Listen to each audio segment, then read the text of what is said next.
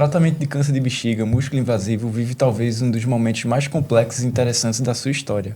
Ao mesmo tempo em que a cistectomia radical permanece como uma das principais referências para o controle oncológico, novas estratégias sistêmicas e o conceito de preservação vesical passaram a ocupar os nossos espaços de debate.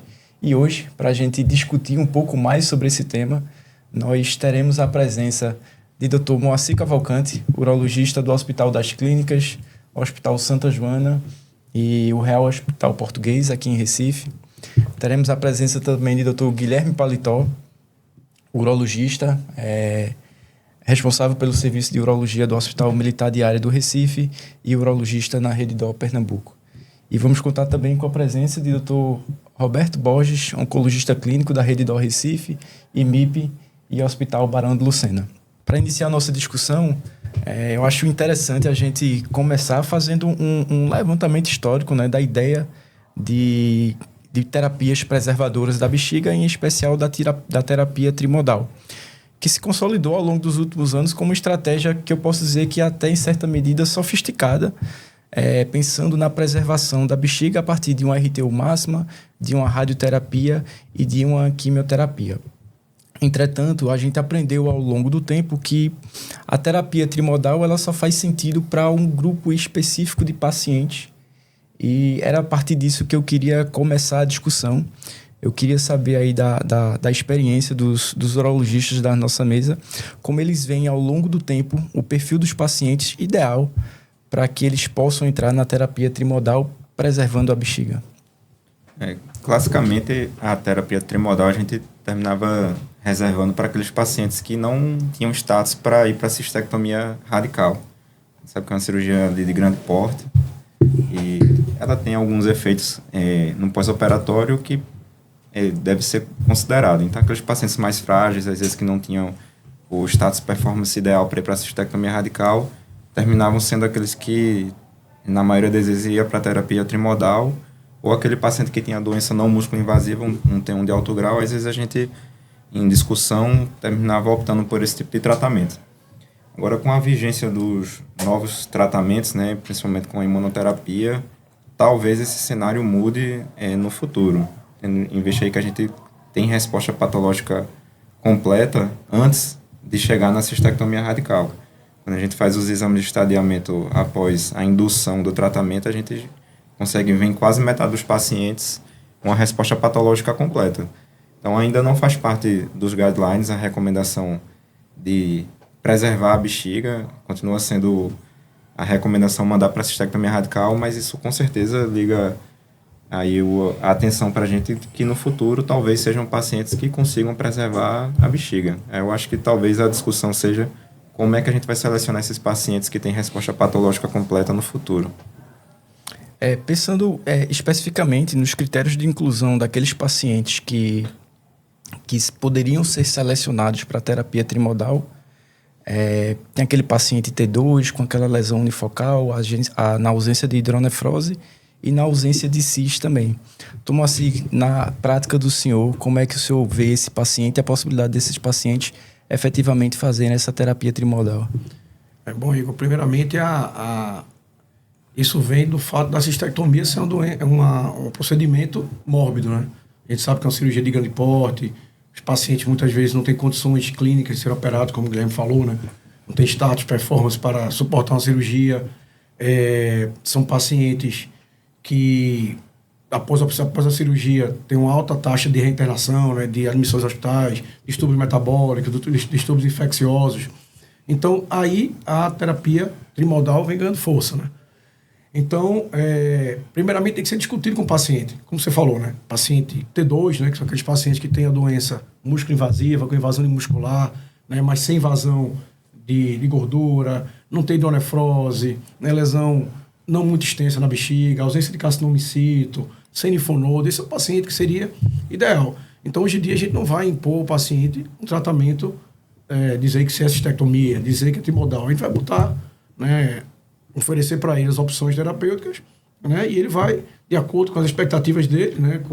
Obviamente, a gente tem que analisar clinicamente o paciente, mas também, o paciente estando elegível para as duas terapias, ele tem É o poder de decidir isso aí.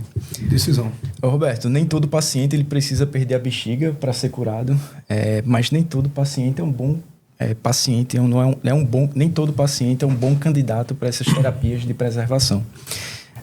Como é que tu enxerga a possibilidade de preservação da bexiga? Eu falo até em um cenário antes desses novos trabalhos que a gente tinha que foram apresentados aí nesses últimos 2 anos. Como é que tu vê essa possibilidade de preservação até então? Perfeito. Essa é uma discussão que a gente tem frequentemente no consultório, porque o paciente muitas vezes já chega para a gente não querendo operar a bexiga, né? Ele já, independente de como foi o estadiamento, ele já chega procurando pela possibilidade de não operar a bexiga. A gente tem 3 grandes grupos, né? Aquele paciente que não tem condições da cistectomia, então a gente vai tentar alguma terapia para ver se não realmente consegue curar esse doente. Aquele paciente que até tem condição, mas não aceita a cistectomia. E aquele outro paciente que seria o ideal para talvez até nós propormos para ele a preservação, que seria aquilo que vocês falaram, um T2, sem hidronefrose, sem linfonodo, sem cito associado, que a RTU foi máxima. Então, esse paciente, eu acho que a gente, como oncologista, tem que conversar com ele, dizendo que existiria essa possibilidade. Ele seria, entre aspas, o candidato ideal. Em contrapartida, aqueles pacientes com linfonodo, com invasão da gordura, com hidronefrose, mesmo eles procurando a terapia de preservação, a gente tem que orientar que, mesmo que a gente atue nesse objetivo, né, indicando rádio, químio ou um tratamento mais intensivo, mais moderno, não seria o padrão preservar aquela bexiga. A gente pode até alcançar uma resposta, entre aspas, completa, mas a cirurgia seria indicada. Já com todos esses critérios que a gente falou de bom prognóstico, talvez esse a gente pode começar o tratamento almejando, quem sabe, uma preservação, por conta que vocês, mais do que a oncologia clínica, sabem a dificuldade que é a cirurgia da bexiga, a comorbidade que aquilo traz imediata e a comorbidade que o paciente vai levar por toda a vida. Então, acho que a gente tem que pensar naquele paciente ideal e propor essa opção. Eu gosto de comentar que, ainda que a gente venha propor a possibilidade de uma terapia de preservação, todo tipo de tratamento que a gente propõe tem morbidades associadas. E o paciente que vai fazer ali a terapia trimodal, não necessariamente ele vai deixar de fazer procedimentos que sejam mais ou menos invasivos. Não terá a mesma morbidade de uma cistectomia, mas é um paciente que vai ter que estar no consultório, no bloco cirúrgico, fazendo cistoscopias, procedimentos, exames, e precisa desse acompanhamento mais de perto. O tempo passou e recentemente nós tivemos alguns marcos importantes. Eu gosto de citar o Niágara como sendo um grande estudo que começou a mudar um pouco o nosso raciocínio e a forma como a gente trata esses pacientes PT2. Roberto, se eu puder trazer para a gente como você vê o papel do Niágara ao longo desses últimos anos, depois que ele trouxe os dados para a gente, foi que ele agregou para a gente, sobretudo nessa possibilidade de discussão em relação à preservação da bexiga? A gente, naquele paciente que é um tumor músculo invasivo, que a gente sabe que a cistectomia é parte importante do tratamento, a gente tem já o conhecimento que era preciso fazer alguma coisa antes, que é o tratamento neoadjuvante.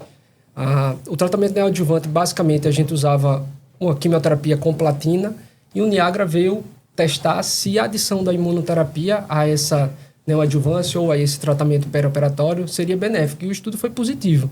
Então, hoje, diante de um paciente com câncer de bexiga músculo invasivo, que a cistectomia é parte do tratamento e o Niágara foi desenhado com o objetivo de fazer um tratamento pré-cirúrgico e o tratamento pós-cirúrgico, mas a cirurgia é parte fundamental desse tratamento. Como o tratamento à base de quimioterapia associada à imunoterapia trouxe resposta tão interessante, se surge essa discussão de caso aqueles pacientes que eu indiquei a neoadjuvância teve uma resposta tão exuberante que uma cistoscopia mostrou que não tem mais doença, uma ressonância mostrou que não tem mais doença, um exame metabólico mostrou que não tem mais doença. Será que esse paciente precisa ir para a cirurgia? Por protocolo, sendo cartesiano do estudo, sim. Esse paciente tem que ser operado. A grande questão é, ele vai aceitar ser operado? E em não aceitando, o que é que a gente vai fazer? Então, é uma discussão que a gente vem tendo, não tão frequente assim, porque o câncer de bexiga não é um câncer tão comum, mas vem aparecendo esse paciente. E a gente sempre fica na dúvida se eu tenho que ser rigoroso cientificamente, que é o ideal, né? Esse paciente deveria ir para a cirurgia. Mas diante de uma recusa, o que é que a gente vai fazer? Então, essa é uma discussão que a gente vem tendo no consultório frequentemente. Nós, oncologistas, com vocês, urologistas. Aproveitando até o gancho aí que Roberto falou, tive um paciente que eu atendi aqui em Recife, que ele entrou no protocolo Niagara, começou o tratamento perioperatório, a indução com a medicação. Quando terminou a indução, ele foi restariar com ressonância, não tinha mais evidência de lesão na ressonância. Era um PT2A, inicialmente na RTU de bexiga. E quando o paciente viu que não tinha mais doença na ressonância, ele desistiu de fazer a cistectomia radical.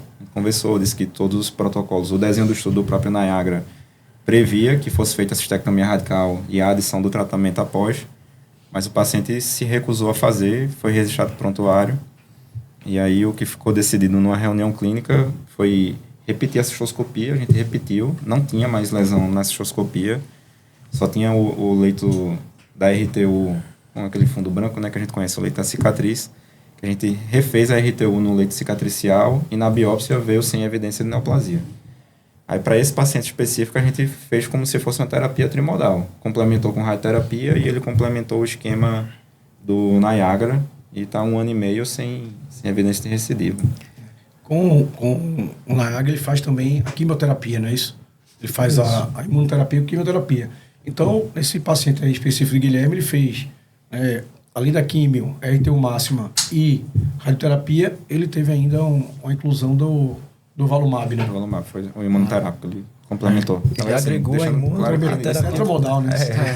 Não faz parte de nenhum estudo, né? Isso aí foi uma estratégia adaptativa. Individualizar, né? E tem aquela velha máxima, né, que dizia, né? Então, se o seu paciente sem evidência de doença, você fizesse cistectomia, vinha T0, né? Ausência de neoplasia na peça, seria o melhor cenário.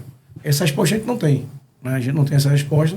Se esse paciente só seguir como foi feito, né, por desejo do paciente, ou se fosse feita a cistectomia, qual seria o melhor para ele em relação a tanto sobrevida, livre de recorrência, sobrevida global, câncer específica e até mesmo qualidade de vida, né? Acho que até um questionamento que pode ser feito é, no máximo, assim, máximo não, mas vamos supor que ele venha a ter uma recidiva da doença e aí sim a gente indica a cistectomia.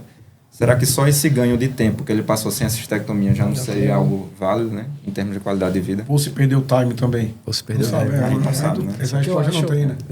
É importante, se o paciente, o nosso objetivo seria preservar, eu acho que a gente não escolheria um esquema tipo Niagara, porque ele inclui a cirurgia. Mas diante de um cenário que a opção era a neoadjuvância, mas o achado foi resposta completa, aí eu acho que o caso é excelente. Eu acho que tem que entrar nessa discussão de preservar. Eu acho que um ponto interessante, assim, importante de Niagara é que a robustez do resultado do estudo passa pela cistectomia. Então,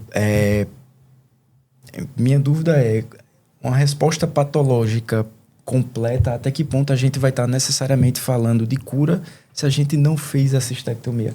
Veja, eu não estou excluindo a cistectomia, não estou excluindo a possibilidade de preservação a partir da droga, mas até o Niagara, a cistectomia fazia parte desse nosso espectro de tratamento. Isso.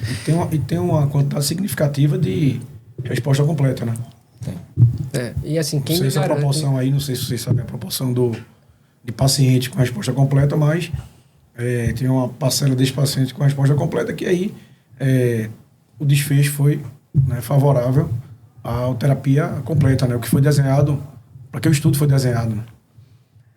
Foram 37,3% dos pacientes tiveram resposta patológica completa. Mais de um terço dos pacientes. Muito, né? Então, um número muito. Agora, quem me garante que os pacientes que tinham resposta clínica completa sejam esses da resposta patológica completa? Sim. Não necessariamente, não. Né? Então, se a gente tivesse como identificar esse paciente, talvez com biópsia líquida, talvez com outro método mais moderno, a gente possa individualizar melhor e ter mais segurança na não adição do protocolo que seria a cistectomia. Seguindo a nossa discussão, após o Niagara, a gente aprendeu a lidar aí com novas perspectivas de tratamento, em específico a adição do efortumab vedotin associada ao pembrolizumab, que inicialmente veio na forma da gente tratar aqueles pacientes com doença metastática, mas recentemente nós tivemos alguns dados, alguns estudos trazendo esse conjunto de drogas para essa perspectiva perioperatória. Guilherme, o que é que tu pode falar aí sobre essas novas perspectivas de tratamento a partir desse novo tipo de droga? Porque eu sei que tem uma diferença em relação ao Niagara. Eu queria que tu falasse pra gente. Acho que esses estudos novos, né, em especial o Keynote B15 ou o EV304, ele foi um estudo para marcar, né? Foi marcante porque, classicamente, o padrão de tratamento utilizava como base a platina e terminava só não utilizando a platina para o tratamento quimioterápico quem não era platina fit, né? Quem não suportava receber a platina. E aí no EV304 ele tem 2 braços no estudo, um que compara o EV com pembro comparado com o tratamento convencional. E mostrou superioridade do tratamento sem a utilização da platina. Então, acho que isso aí já foi um marco grande e com certeza vai ter impacto na nossa condução dos pacientes no dia a dia. E outra coisa que chama bastante atenção foi a taxa de resposta patológica completa. A gente vê quase metade dos pacientes tiveram resposta patológica completa, que é algo absurdo, assim. 42% tiveram essa resposta. Se a gente fosse perguntar a um urologista há 10, 15 anos atrás, se ele imaginaria que os pacientes com câncer de bexiga músculo-invasivo, metade deles iriam para a mesa de cirurgia sem evidência de doença, acho que provavelmente ele iria rir e achar que era algum tipo de piada, né?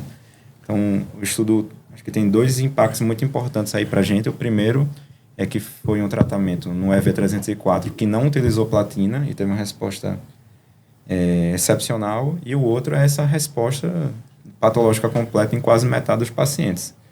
Acho que, do ponto de vista oncológico, é algo surpreendente.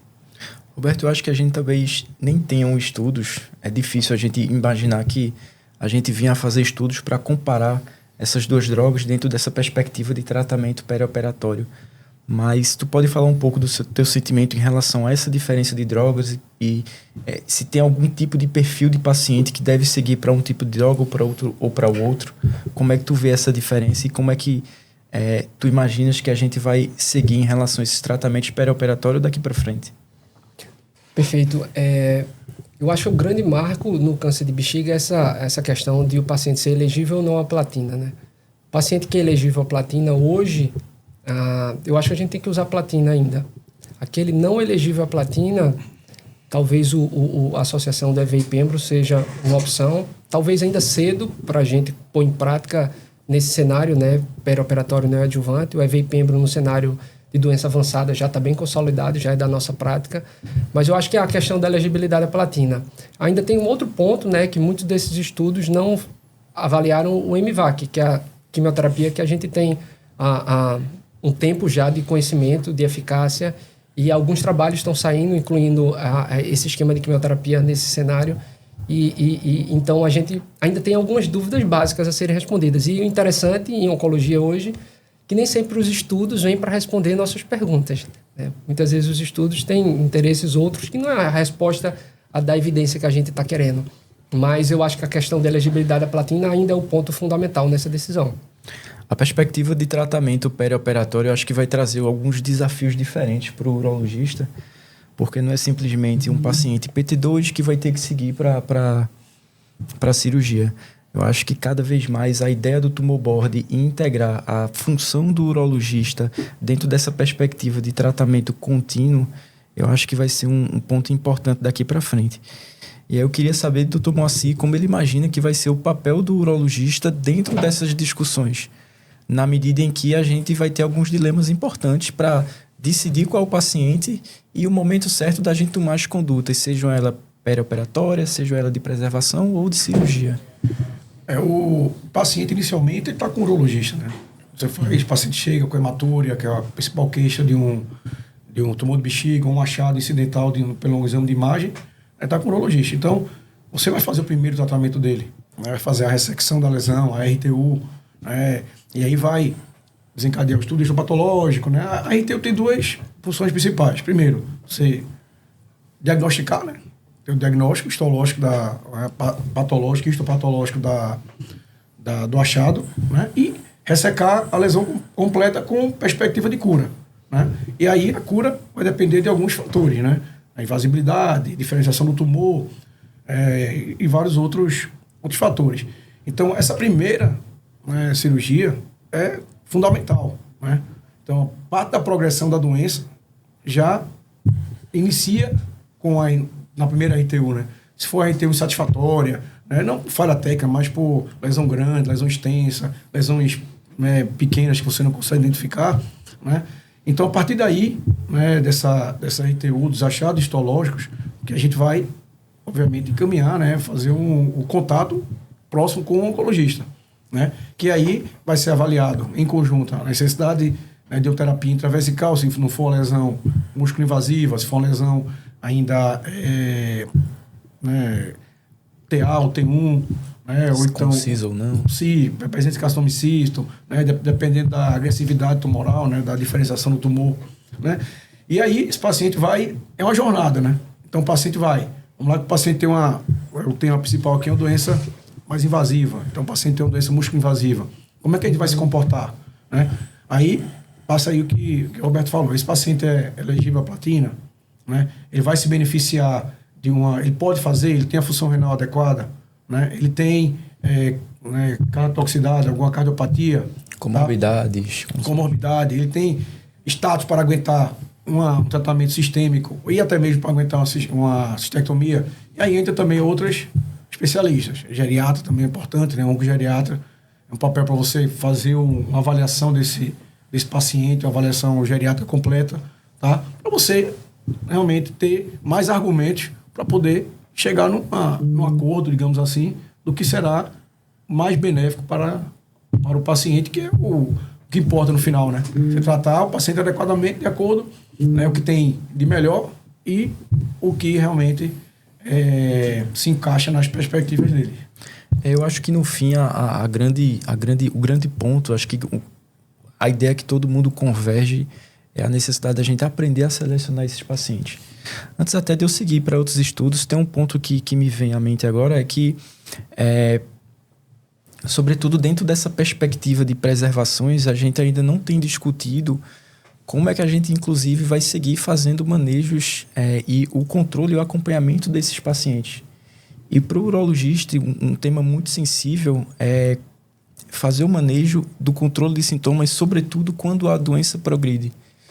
E isso é um tema bastante sensível. Eu acho que mais do que nunca, acho que é onde o paciente ele se torna um paciente institucional, porque fica difícil ter uma pessoa para conduzir só o paciente. Afinal de contas, é um paciente que a gente definitivamente vai ter dificuldade para fazer controle de sintomas quando essa doença progride, sobretudo localmente. Perfeito. O paciente, a doença progressão, ele pode ter uma hematúria, né? Pela progressão da doença, pode ter uma hematúria após uma radioterapia, obstrução do ureter pelo tumor ou secundária à radioterapia, hidronefrose. Então, é um paciente que vai ficar aí em monitoramento continuamente. E quando ele começa a apresentar essas alterações, né, seja por progressão da doença ou por consequência de algum tratamento, né, esse paciente vai ser seu, né, você vai se abraçar com o paciente o resto da vida. É um paciente que você não tem como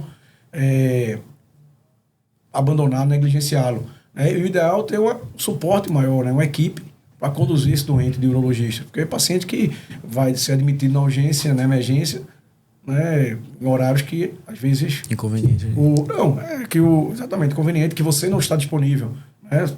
Está em uma cirurgia, está cuidando da sua vida pessoal, viajando. Então, a equipe tem que saber do caso, né, ter estar a par do caso do paciente para poder tomar as condutas mais adequadas e dar esse suporte multi-urológico, né, e multidisciplinar. Disciplinar também. E cada vez mais com essas novas drogas, né? A gente tem que ter um dermato, tem que ter um geriatra, tem que ter um cardiologista, nefro. Todo mundo junto. Porque não dá. A gente inclusive não médicos. Reconhecer inclusive não médico. Nossa limitação, né? Sim. Outra coisa interessante é que, saindo do EV, saindo do Niagara, o único estudo em que a gente verdadeiramente discute essa perspectiva de vigilância ativa ou active surveillance em relação à cistectomia é o RETAIN, na verdade, o RETAIN 2, mas é um estudo fase 2. Eu queria saber de Roberto. Roberto, o que é que tu pode trazer aí em relação a essas dúvidas, esses questionamentos do RETAIN 2, sobretudo por ser esse trabalho, o primeiro trabalho que traz realmente de uma forma mais robusta, ainda que seja um estudo de fase 2, mas é o trabalho que traz de uma forma um pouco mais robusta essa possibilidade de preservação. Eu acho que o RETAIN traz exatamente essa discussão da preservação da bexiga no contexto de um tratamento neoadjuvante que não necessariamente inclua rádio. Ele traz um dado importante que é talvez tentar identificar melhor esse paciente com avaliação de DNA tumoral circulante, selecionar bem o doente que vai para essa modalidade com talvez esse objetivo, né? Então tem algumas alterações moleculares específicas, mas eu acho que é o começo de um caminho que a gente vai encontrar para talvez nesses casos que a gente mencionou, naquele que Guilherme trouxe, de resposta completa ao tratamento neoadjuvante, a gente ter mais segurança e mais respaldo científico, né? E não submeter aquele paciente necessariamente à cistectomia. Eu vejo como o início dessa discussão de forma mais profunda e talvez trazendo detalhes menos subjetivos, né? Não só a RTU, não só a ressonância, mas um dado molecular que a gente pode mensurar de forma, apesar de um pouco menos disponível, mas que cada vez a gente está tendo mais acesso a essas tecnologias. Um ponto importante do RETAIN é que ele se utilizou, né, do ctDNA plasmático, sobretudo plasmático, para fazer a avaliação de alguns pacientes e entender o prognóstico desses pacientes a partir dessas avaliações. Uma coisa que me chama a atenção, mais uma vez, apesar de ser um estudo de fase 2, é que quase metade dos pacientes que tinham um ctDNA plasmático negativo tiveram recidivas locais.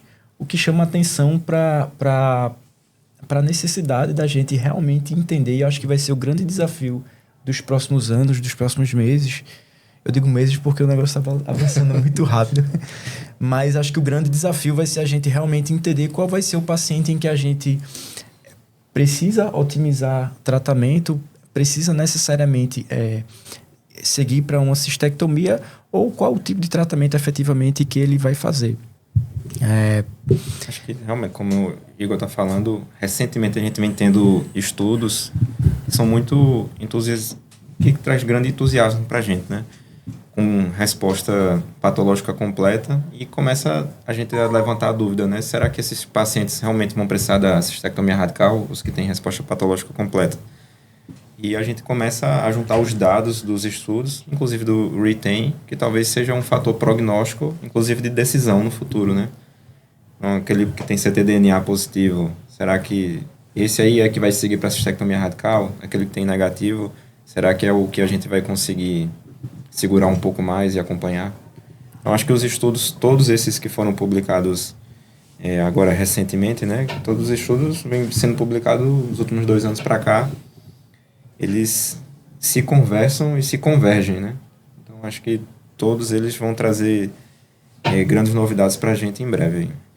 Aproveitando a deixa de Guilherme, a gente já está chegando no final do nosso episódio. A conversa é boa, correu rápido, mas eu queria saber aí as considerações finais de Dr. Moacir a respeito dessas novas perspectivas de tratamento em relação ao câncer de bexiga.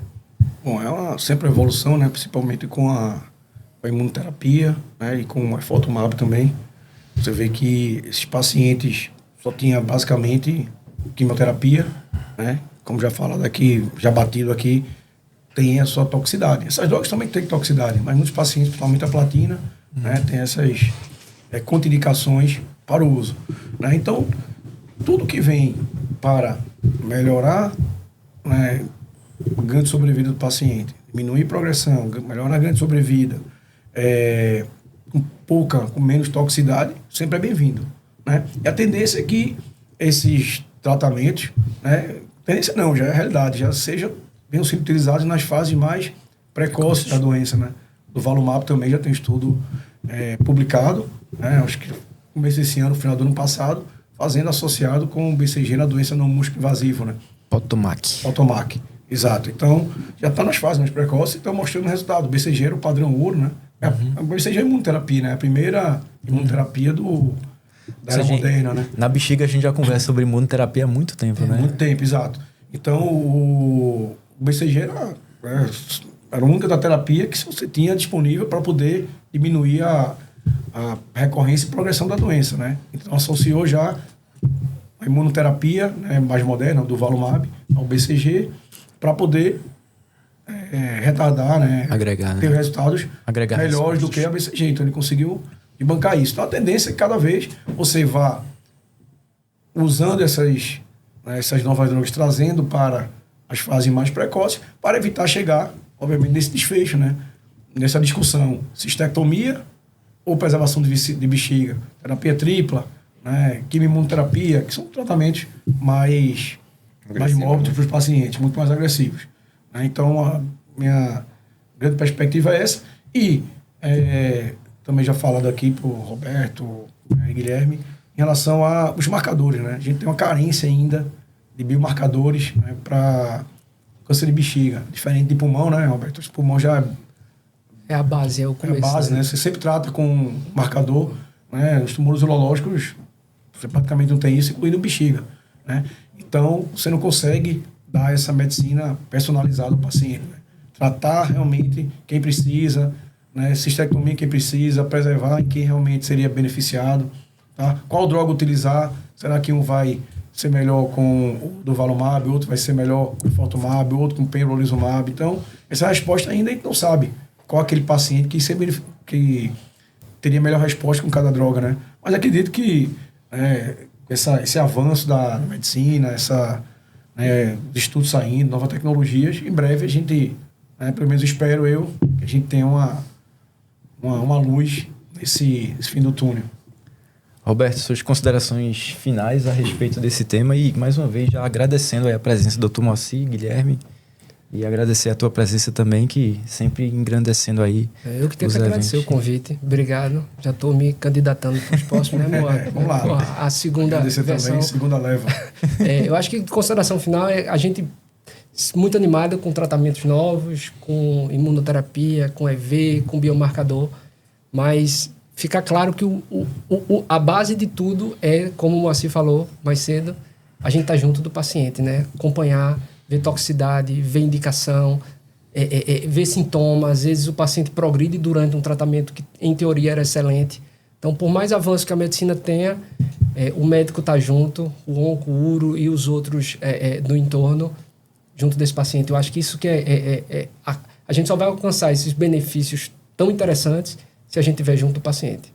E para finalizar, eu gostaria das considerações finais de um dos nossos coordenadores do programa, Dr. Guilherme Paletó. Bem, acho que a gente fica como mensagem, né, o take home message, e que a uro-oncologia vem evoluindo e cada vez mais a gente vem praticando uma oncologia mais personalizada, né, tanto do ponto de vista do tratamento como do paciente. E o que a gente consegue ver com esses estudos é uma evolução nesse sentido, inclusive na parte de câncer de bexiga também. Então, o futuro, o que a gente espera é que seja cada vez mais personalizado, como o Dr. Messi falou, é que a gente saiba que droga fazer para aquele determinado tipo de paciente, se ele vai ser melhor para fazer imunoterapia, uma quimioterapia convencional ou não. E a mensagem é justamente essa, que a medicina, principalmente a parte da oncologia, vem se tornando cada vez mais personalizada e a gente vai fazer a condução desses pacientes de maneira séria e baseada em evidência. Mais uma vez, eu queria agradecer a presença de todos vocês, a presença de vocês extremamente importante para a gente estar enriquecendo todas essas discussões. E você que nos acompanha nas redes sociais, continue ligado nos links, nos nossos vídeos, e fiquem à vontade para propor novas discussões dos próximos temas. Vocês serão sempre muito bem-vindos e obrigado.